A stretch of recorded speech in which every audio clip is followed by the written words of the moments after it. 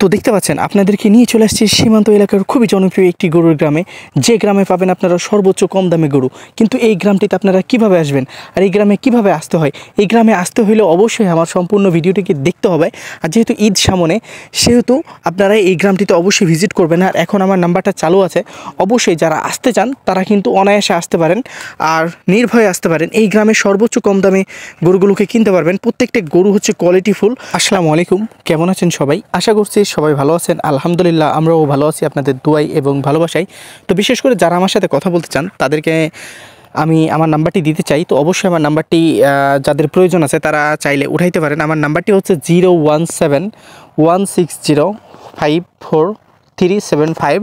এটি আমার imo number. Even হচ্ছে যে এই নাম্বারটি এখন থেকে চালু থাকবে, কারণ এই নাম্বারে আমি 500 টাকা রিচার্জ করতে পারছিলাম না, তাই বলে এই নাম্বারটি বন্ধ ছিল। But now at a time আমি কিন্তু এই নাম্বারে রিচার্জ করে ফেলছি আর এই নাম্বারটি চালু আছে। চাইলে আপনারা ডাইরেক্ট এই নাম্বারে রিং করতে পারবেন এবং ইমোতে কল দিতে পারবেন আর হোয়াটসঅ্যাপও কল দিতে পারবেন। তো আপনাদেরকে যেসব গ্রামগুলো আসলে আমি দেখানোর চেষ্টা করি, সেসব গ্রামগুলো হচ্ছে যে সীমান্ত এলাকার খুবই জনপ্রিয় এবং খুবই বিখ্যাত গরুর জন্য। আর এই গ্রামগুলোতে আসলে আপনারা আসবেন কিভাবে সেই বিষয় নিয়ে, আর এই গ্রামগুলোতে কিভাবে গরু কেনা যায় সেই বিষয়গুলো নিয়ে মূলত আমি ভিডিওগুলোকে মেক করে থাকি বা বানিয়ে থাকি। তো এই গ্রামগুলো যে এতটাই বিখ্যাত, আসলে এই গ্রামে যখন আপনি আসবেন তখনই বিষয়টাকে আসলে জাজ করতে পারবেন বা বিষয়টাকে ফিল করতে পারবেন। যখন এই গ্রামে আপনি আসবেন না, তখন কিন্তু কোনোভাবেই এই গ্রামটিকে জাজ করতে পারবেন না। দেখা যাচ্ছে যে অনেকেই ভিডিও দেখা হয়তোবা অনেক রকম মন্তব্য করতে পারেন বা অনেকে বলতে পারেন যে ভিউর জন্য আমি মিথ্যে কথা বলতে পারি। বাট নাও, আমার কিন্তু মিথ্যে কথা বলার কোনো ইন্টেনশান নাই, কারণ আমি চাই না যে আমি মিথ্যে বলি আপনাদের সামনে। আর এই গ্রামগুলো কিন্তু এতটাই জনপ্রিয় গরুর জন্য, আর এই গ্রামে এত পরিমাণে গরু আছে যে আপনার সব ধরনের আশা পূরণ করতে পারবে এই গ্রামগুলো। আসলে এই গ্রামগুলো আপনাদেরকে আমি কেন দেখিয়ে থাকি, আর অবশ্যই আমি এই গ্রামটির নাম অবশ্যই আপনাদেরকে বলবো। সম্পূর্ণ ভিডিওটি দেখতে থাকেন, ভালো কিছু জানতে পারবেন এই ভিডিওটির মাধ্যমে।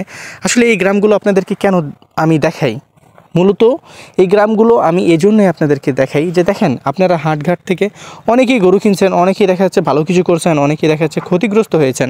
এই গ্রামের গরুগুলো বাংলাদেশের বিভিন্ন প্রান্তে যেয়ে থাকে, হয়তোবা কম বা বেশি, কিন্তু পুরো বাংলাদেশের মধ্যেই এই গরুগুলো আর কি যায়। হয়তোবা কোথাও 500 গরু যায়, কোথায় 1000 গরু যায়, কোথাও 100 গরু যায়, কোথাও দেখা যাচ্ছে যে 50টা গরু যায়, কোথাও দেখা যাচ্ছে 10টা গরু যায়। কিন্তু এই চাঁপাইনবাবগঞ্জের হচ্ছে শিবগঞ্জ থানার গরুগুলো দেখা যাচ্ছে যে পুরো বাংলাদেশের মধ্যেই আর কি যায়। তো এই গ্রামগুলোতে আসলে আপনি কিভাবে আসবেন, তো মূলত আপনাদেরকে আমি যেই গ্রামটি দেখাচ্ছি এই গ্রামটির নাম হচ্ছে ছয়রশিয়ার গ্রাম। আমি আবারও বলছি, এই গ্রামটির নাম হচ্ছে ছয়রশিয়ার গ্রাম, জেলা চাঁপাইনবাবগঞ্জ, উপজেলা শিবগঞ্জ। এই ছয়রশিয়ার গ্রামে আসলে আপনি আসবেন কিভাবে? তো এই ছয়রশিয়া গ্রামে আসার জন্য আপনাকে খুব একটা হার্ড বা খুব একটা দৌড়াইতে হবে না বা খুব একটা জার্নি করতে হবে না। তো প্রথমে আপনি আপনার স্থানীয় কাউন্টারে যে জিজ্ঞেস করবেন যে কোনো চাঁপাইনবাবগঞ্জের গাড়ি আছে না নাই। যদি চাঁপাইনবাবগঞ্জের গাড়ি থাকে তো অবশ্যই চাঁপাইনবাবগঞ্জ পর্যন্ত আসবেন। আসার পরে বিশ্ব রোডে নামবেন। বিশ্ব রোডে নামার পরে আপনারা শিবগঞ্জের গাড়িতে উঠবেন। শিবগঞ্জ এবং চাঁপাইনবাবগঞ্জের ডিস্টেন্স হচ্ছে মাত্র 22 কিলোমিটার। লোকালে আসলে আপনি ভাড়া পড়বে 35 টাকা যদি অটোতে আসেন, আর রিজার্ভে আসলে এক্ষেত্রে বার্গেটিং করবেন। আর আপনি যদি সিএনজিতে আসেন এক্ষেত্রে দেখা যাচ্ছে আপনার কাছে 50 টাকা ভাড়া পড়বে জনপ্রতি। আর আপনি যদি রিজার্ভে আসেন এক্ষেত্রে বার্গেটিং করবেন, হয়তোবা কমতেও পারে।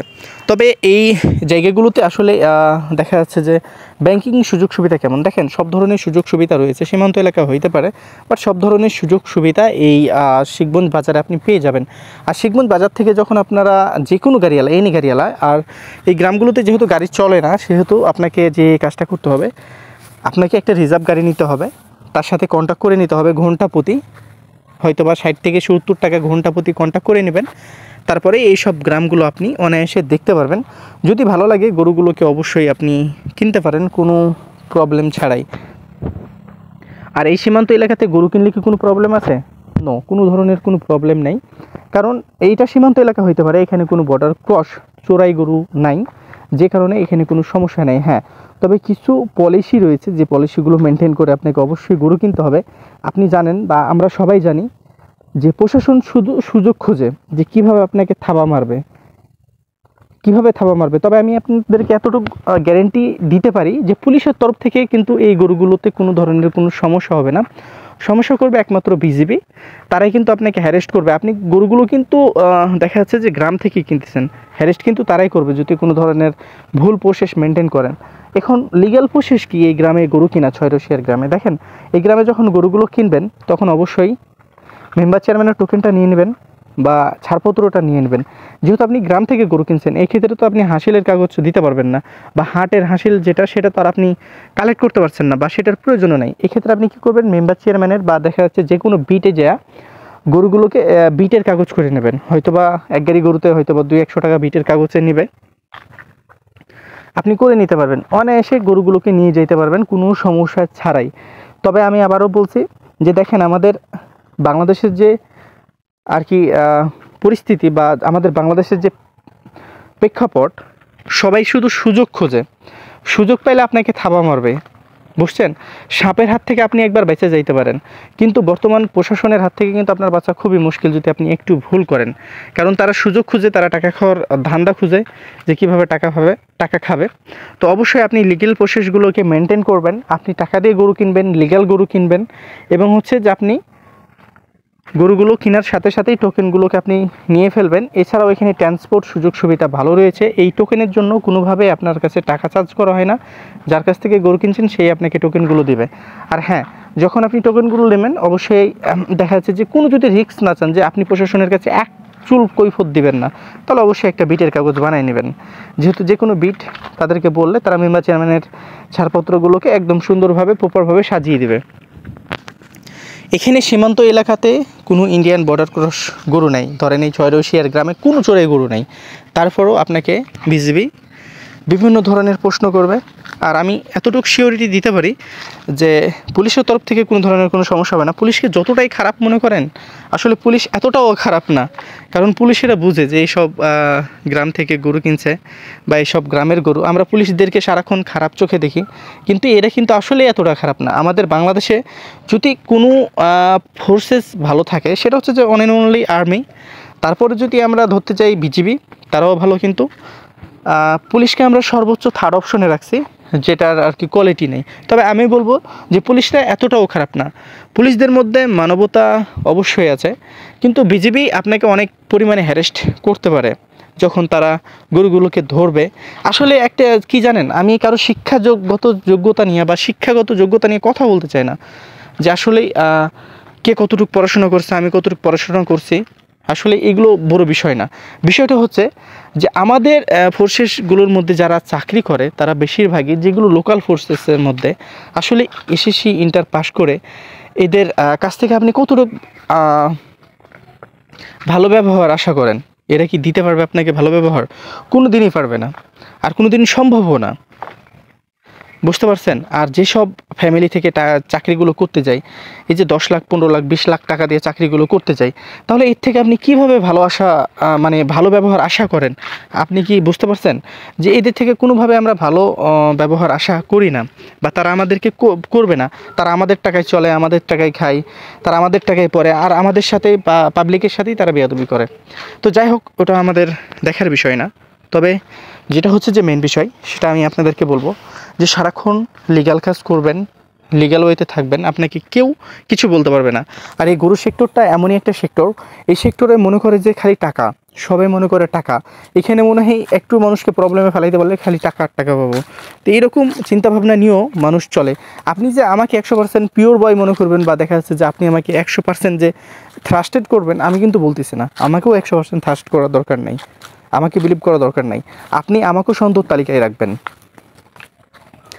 কারণ বাংলাদেশের মানুষ আমরা কখনো মানুষের বিশ্বাস রাখতে জানি না, আর আমরা কখনো বিশ্বাস রাখার প্রয়োজনও মনে করি না। আমাদের প্রয়োজনটা হয়ে গেলে আমরা মানুষকে ভুলে যাই। এটাই হচ্ছে যে আমাদের বাংলাদেশের নিয়ম, আর এটা হচ্ছে যে আমাদের বাংলাদেশের মানুষের কোয়ালিটি। তবে আমি এতটুকুই আপনাদেরকে বলবো যে এইসব ছয়রশিয়ার গ্রামগুলোতে আসলে আপনারা অবশ্যই গরুগুলোকে কিনতে পারবেন।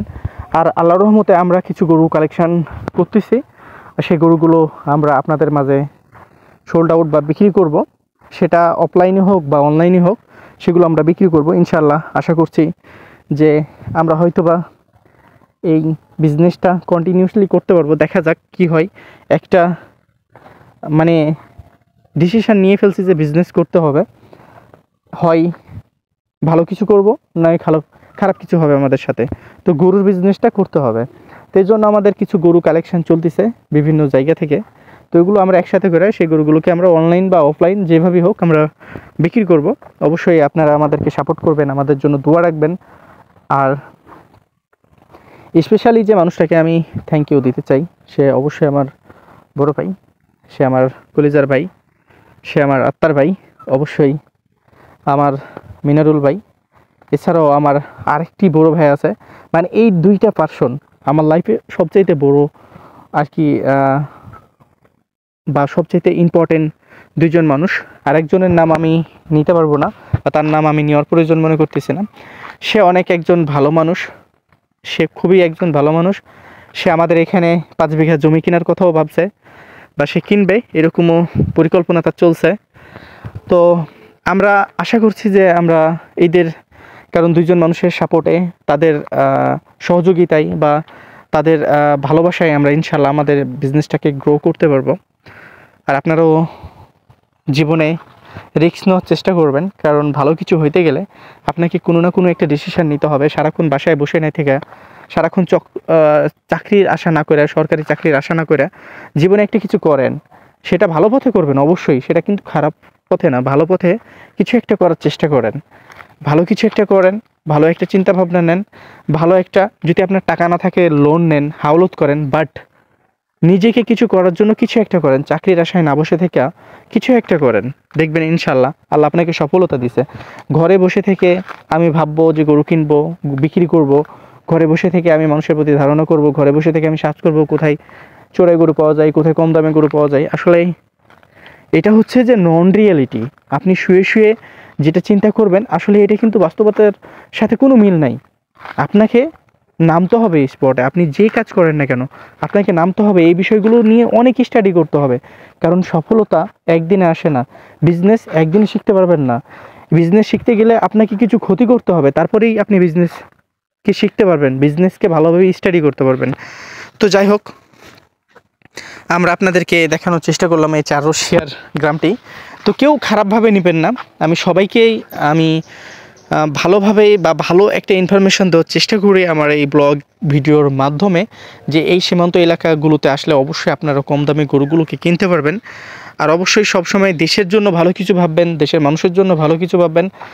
আর আমাদের দেশটা যেন আরও ভালো থাকে, আমাদের দেশটা যেন মাদক মুক্ত থাকে, এই বিষয় নিয়ে সারাক্ষণ কাজ করবেন। কেউ খারাপ কাজে কখনোই জড়াবেন না। ইনশাল্লাহ দেখবেন আল্লাহ আপনার সফলতা অবশ্যই দিয়েছে।